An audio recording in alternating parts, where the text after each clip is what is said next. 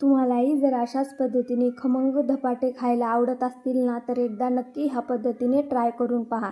त्यासाठी मी इथे एक दुधी भोपळा घेतलेला आणि त्याच्यावरचे सालटे काढून घेतलेले आणि हे सालटे फेकून द्यायचे नाही बरं का। हे सालटे मी बारीक कट करून एका मिक्सरच्या भांड्यामध्ये घालून घेतलेले आणि त्यामध्ये थोडीशी बारीक कट केलेली हिरवी मिरची घातली आणि त्यानंतर त्यामध्ये अद्रक लसणाच्या पाकळ्या घातलेल्या आणि वरून थोडीशी कोथिंबीर, जिरे, ओवा, मीठ आणि लाल मिरची घालून ह्या सगळ्याचं वाटण रेडी करून घेतलेले आणि एका बाउलमध्ये मी किसलेला दुधी भोपळा, एक किसलेला गाजर आणि एक किसलेला आलू घातले आणि वरून बारीक कट केलेली कोथिंबीर आणि पालक घालून घेतले आणि त्यामध्ये बेसनचं पीठ, ज्वारीचं पीठ आणि गव्हाचं पीठ हे सगळं एक एक वाटी घेतलेलं आणि या सगळ्याला अगोदर चांगल्या पद्धतीने मिक्स करून घेतलेलं।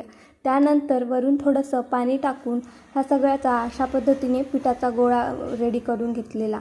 पाणी जास्त नाही टाकायचं, थोडंसंच पाणी टाकायचं। त्यानंतर एक पोळपाट घेतलेला आणि ओलं केलेलं कापड घालून त्यावर छोटासा पिठाचा गोळा घेऊन अशा पद्धतीने हळूहळू थापून घेतलेला आणि त्यावर तीळ टाकून देऊन गरम तव्यावर तेल टाकून हा धपाटा वर टाकून दिला आणि वरून ह्या कापडावर एक पाण्याचा शिपका मारून हळूच कापड काढून घेतलेलं आणि वरच्या साईडने पण तीळ लावून देऊन थोडंसं तेल सोडून धपाट्याला परतून घेतलेलं।